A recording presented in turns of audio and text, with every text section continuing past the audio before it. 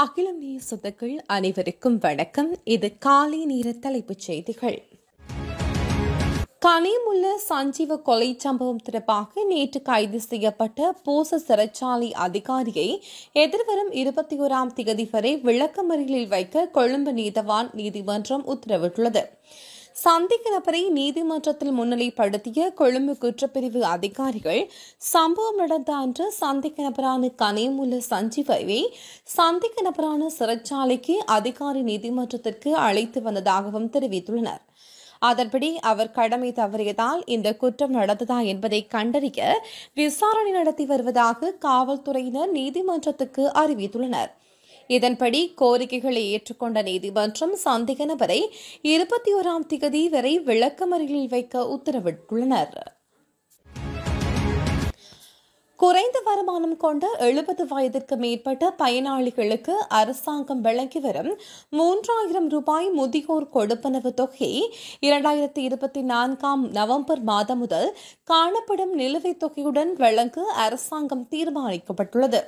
அதற்கமைய மார்ச் 20ஆம் தேதி முதல் தொடர்புடைய கொடுப்பனவுகள் வழங்கப்படும் என்று அறிவித்தல் வெளியாகியுள்ளது.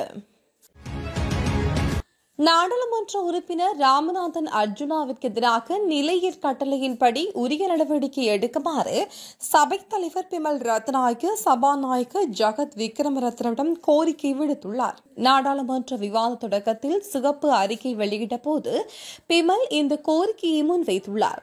சமீபத்தில் நாடாளுமன்ற உறுப்பினர் அர்ஜுனா நாடாளுமன்றத்தில் வழக்கறிஞர் ஸ்வஸ்திகா அருள்லிங்கம் மீது அவதூறான கருத்துக்களை வெளியிட்டதன் காரணமாக இந்த கோரிக்கை விடுக்கப்பட்டுள்ளது. சுற்றாடல் அதிகார சபை அல்லது சுற்றாடல் சம்பந்தப்பட்ட செயற்பாடுகளுக்கு தொடர்புடைய அரசாங்க அதிகாரிகள் மக்களுடன் உடன்பட மொழி தெரியாது என்பதனால் மக்களுடன் முரண்படுகின்ற சூழ்நிலை காணப்படுவதாக நாடாளுமன்ற உறுப்பினர் ஈனா ஸ்ரீநாத் தெரிவித்துள்ளார். புத்த சாசன மதம் மற்றும் கலாச்சார விவகார அமைச்சுகளுக்கான நிதி ஒதுக்கீடுகளின் போது உரையாற்றும் போதே அவர் இதனை கூறியுள்ளார். இது சம்பந்தப்பட்ட அதிகாரிகள் அல்லது அமைச்சர் உடனடியாக இவ்வாறான மொழி தெரியாத அல்லது மொழி புலமையற்ற அதிகாரிகளை குறிப்பிட்ட பிரதேசங்களில் நியமிக்க வேண்டாம் என்று கூறியுள்ளனர். இறக்குமதி விதிமுறைகள் குறித்து தவறான முடிவின் விளைவாக சுமார் 400 வாகனங்கள் இலங்கை சுங்கத்தில் 20 நாட்களுக்கு மேலாக தடுத்து வைக்கப்பட்டுள்ளதாக வாகன இறக்குமதியாளர் குற்றம் சாட்டுகின்றனர்.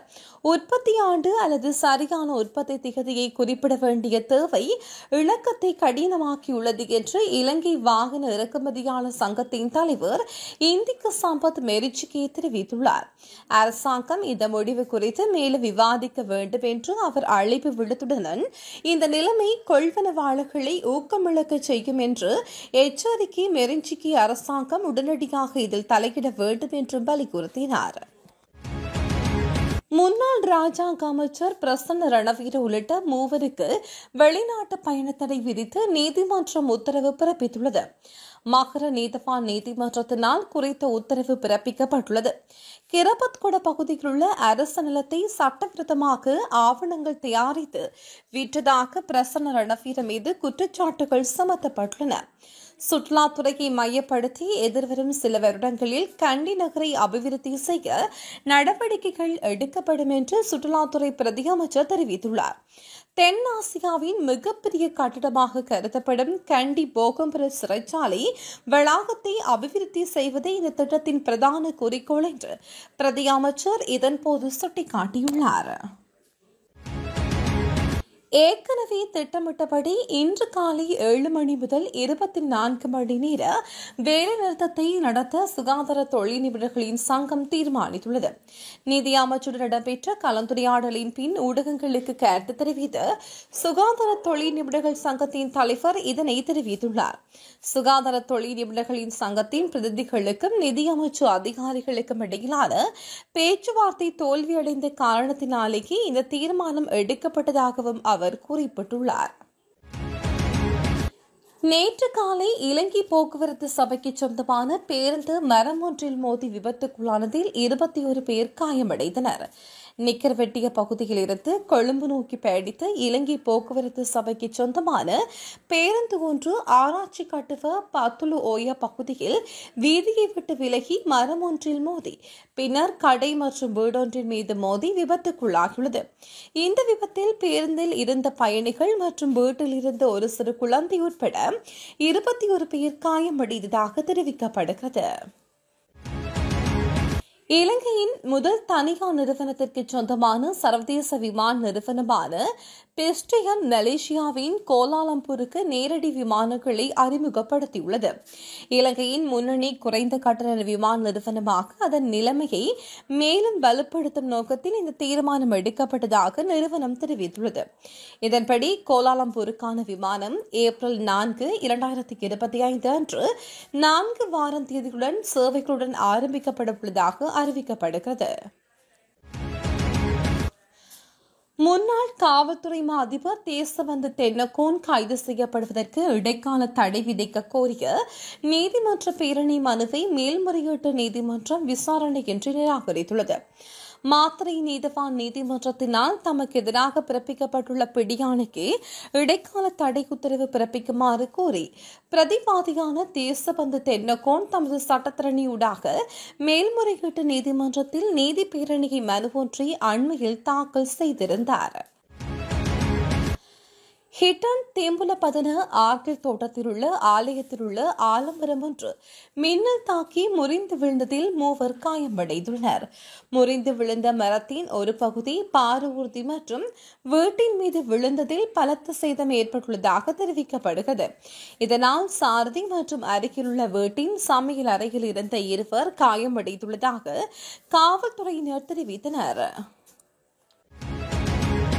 நாட்டின் பல பகுதிகளில் பிற்பகல் மற்றும் இரவு வேளைகளில் இடியுடன் கூடிய மழை அல்லது பலத்த மின்னல் தாக்கம் ஏற்பட வாய்ப்புள்ளதாக வளிமண்டலவியல் திணைக்களம் எதிர்வு கூறியுள்ளது.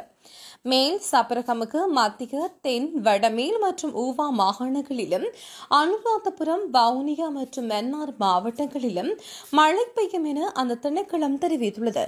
இடியுடன் கூடிய மழை பெய்யும் போது தற்காலிகமாக பலத்த காற்று வீசக்கூடும் என்பதனால் மின்னல் அபாயங்களை குறைப்பதற்கு தேவையான நடவடிக்கைகளை எடுக்குமாறும் வளிமண்டலவியல் திணைக்களம் பொதுமக்களுக்கு அறிவுறுத்தியுள்ளது.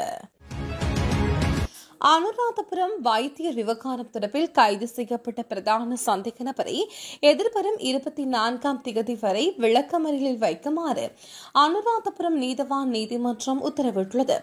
சந்தேக நபர் நேற்று அனுராதபுரம் நீதவான் நீதிமன்றத்தில் முன்னிலைப்படுத்தப்பட்ட நிலையில் இந்த உத்தரவு பிறப்பிக்கப்பட்டுள்ளது. வவுனியா தேவக்குளம் வயல்வெளி பகுதியிலிருந்து இளைஞர் ஒருவரின் சடலம் நேற்று காலை மீட்கப்பட்டுள்ளது. மரவன்குளம் பகுதியைச் சேர்ந்த 23 வயதுடைய இளைஞரை இவ்வாறு சடலமாக மீட்கப்பட்டுள்ளதாக காவல்துறை தெரிவித்துள்ளது. சடலம் மீட்கப்பட்ட இடத்திற்கு அருகே இருந்து உந்துருளி, பைக், பாதணி மற்றும் தலைக்கவசரம் என்பன மீட்கப்பட்டுள்ளன. இத்துடன் அகிலத்தின் காலை நேர தலைப்புச் செய்திகள் நிறைவடைகிறது. செய்திகளை உடனுக்குடன் அறிந்து கொள்ள அகிலத்துடன் இணைந்திருங்கள்.